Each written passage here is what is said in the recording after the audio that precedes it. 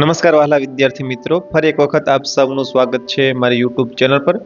વિદ્યાર્થી મિત્રો, આ ચેનલમાં તમે નવા છો અને હજુ સુધી આ ચેનલને સબસ્ક્રાઇબ ન કરી હોય તો જરૂરથી સબસ્ક્રાઇબ કરી બેલ નોટિફિકેશન ઓન કરો, જેથી કરી આ ચેનલ પર મૂકવામાં આવતા વિડીયોનું નોટિફિકેશન આપને સૌપ્રથમ મળી રહે અને તમે એ વિડીયો નિહાળી શકો। વિદ્યાર્થી મિત્રો, વર્ષ 2025-26 દરમિયાન ધોરણ 9 માટે એક સરસ મજાની પ્રોજેક્ટ પ્રવૃત્તિ બુક બનાવવામાં આવી છે, જેમાં સૌથી પહેલો પ્રોજેક્ટ પ્રવૃત્તિ છે પ્રાર્થના।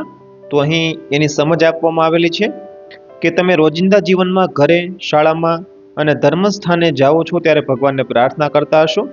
અહીં તમારે એક એવી પ્રાર્થના લખવાની છે કે જે તમારી શાળામાં ન બોલાતી હોય અને પાઠ્યપુસ્તકમાં પણ ક્યાંય ન છાપેલી હોય। તો આવી એક અલગ પ્રાર્થના લખી અથવા તો કોઈ મિત્ર પાસેથી મેળવી અને એની સમજૂતી પણ અહીંયા લખવાની છે। મિત્રો, અહીં ઉદાહરણ તરીકે મેં એક પ્રાર્થના લીધેલી છે। જો તમે અન્ય પ્રાર્થના લેવા માંગતા હો અથવા તો એની સમજૂતી લખવા માંગતા હો તો લખી શકો છો। અહીંયા મેં પ્રાર્થના લીધેલી છે જેના શબ્દો છે, ઓ કરુણાના કરનારા। મિત્રો, અહીં આખી પ્રાર્થના લખી અને નીચે મેં સમજૂતી આપેલી છે।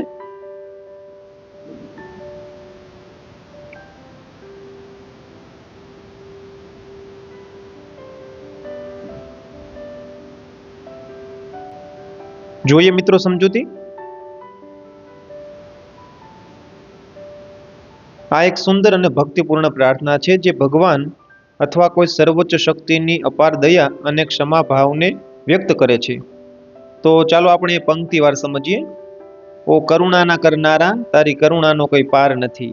ઓ સંકટના હરનારા, તારી કરુણાનો કોઈ પાર નથી। આ પ્રારંભિક પંક્તિઓ ભગવાનને કરુણાના કરનારા એટલે કે દયાના કરનાર અને સંકટના હરનારા એટલે કે મુશ્કેલીઓ દૂર કરનાર તરીકે સંબોધે છે। ભક્ત કહે છે કે તેમની દયા અને કરુણાનો કોઈ અંત નથી, તે અપાર છે।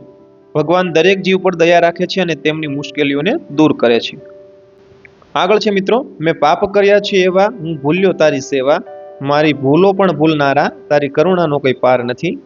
અહીં ભક્ત પોતાની નમ્રતા અને પશ્ચાતાપ વ્યક્ત કરે છે। તે સ્વીકારે છે કે તેણે ઘણા પાપ કર્યા છે અને ભગવાનની સેવા કરવાની ભૂલી ગયો છે। તેમ છતાં ભક્ત જાણે છે કે ભગવાન એટલા દયાળુ છે કે તેઓ તેની ભૂલોને પણ ભૂલી જાય છે। આ પંક્તિ ભગવાનની ક્ષમાશીલતાનો મહિમા વ્યક્ત કરે છે। આગળ છે મિત્રો, હું અંતરમાં થઈ રાજી, ખેલ્યો છું અવળી બાજી। અવળી સવળી કરનારા, તારી કરુણાનો કંઈ પાર નથી। આ પંક્તિઓમાં ભક્ત કબૂલ કરે છે કે તેણે પોતાના મનમાં ખોટા વિચારો રાખી અથવા તો અહંકારથી અવળી બાજી એટલે કે ખોટી રમત રમી છે, એટલે એ ખોટા કાર્યો કર્યા છે। પરંતુ તે ભગવાનમાં વિશ્વાસ રાખે છે કે તેઓ એમની અવળી એટલે કે ખોટી પરિસ્થિતિઓને પણ સવળી એટલે કે સાચી અથવા તો સારામાં ફેરવી શકે છે। આ ભગવાનની સર્વશક્તિમાનતા અને પરિસ્થિતિઓને બદલવાની શક્તિ દર્શાવે છે। આગળ છે મિત્રો, ઓ પરમ કૃપાળુ વહાલા, મેં પીધા વિષના પ્યાલા। મારું વિષ અમૃત કરનારા, તારી કરુણાનો કંઈ પાર નથી। અહીં વિષના પ્યાલાનો અર્થ થાય છે ભક્તે જીવનમાં કડવા અનુભવો કર્યા છે, ખોટા નિર્ણયો લીધા છે અથવા દુર્ગુણો અપનાવ્યા છે, જેના પરિણામે તેને દુઃખ મળ્યું છે। તે ભગવાનને પરમ કૃપાળુ વહાલા એટલે કે અત્યંત દયાળુ પ્રિયતમ કહીને વિનંતી કરે છે કે તેઓ તેના વિષને એટલે કે નકારાત્મકતા અથવા તો દુઃખને અમૃતમાં એટલે કે સકારાત્મકતા અથવા તો સુખમાં બદલી નાખે। આ પંક્તિ ભગવાનની પરિવર્તન કરવાની અને નકારાત્મકતાને સકારાત્મકતામાં બદલવાની ક્ષમતા પર ભાર મૂકે છે। ત્યારબાદ આગળ છે મિત્રો, હું બાળ જીવન ઉદાસી, શરણે લો અવિનાશી। દિનોના દુઃખ હરનારા, તારી કરુણાનો કોઈ પાર નથી। ભક્ત પોતાને બાળ જીવન ઉદાસી એટલે કે બાળક સમાન નિર્દોષ પરંતુ જીવનની મુશ્કેલીઓથી ઉદાસ થયેલો ગણાવે છે। તે અવિનાશી એટલે કે જેનો ક્યારેય નાશ ન થાય તેવા એટલે કે ભગવાનના શરણે આવે છે। તે જાણે છે કે ભગવાન દિનોના દુઃખ હરનારા એટલે કે ગરીબોના અથવા તો દુઃખીઓના દુઃખ કરનાર છે। આ પંક્તિ ભગવાન પ્રત્યે સંપૂર્ણ શરણાગતિ અને નિર્ભરતા દર્શાવે છે।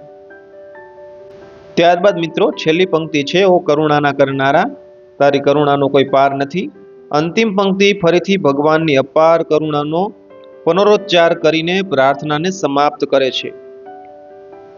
ટૂંકમાં આ પ્રાર્થના માનવ સ્વભાવની નબળાઈઓ, પશ્ચાતાપ અને ભગવાનની અનંત દયા ક્ષમા સર્વશક્તિમાનતા અને શરણાગતિના મહત્વને ખૂબ જ હૃદયસ્પર્શી રીતે રજૂ કરે છે. તે ભક્તનો ભગવાન પ્રત્યેનો અડગ વિશ્વાસ અને પ્રેમ દર્શાવે છે. વિદ્યાર્થી મિત્રો, આ વિડીયો નિહાળવા માટે આપ સૌનો ખૂબ આભાર.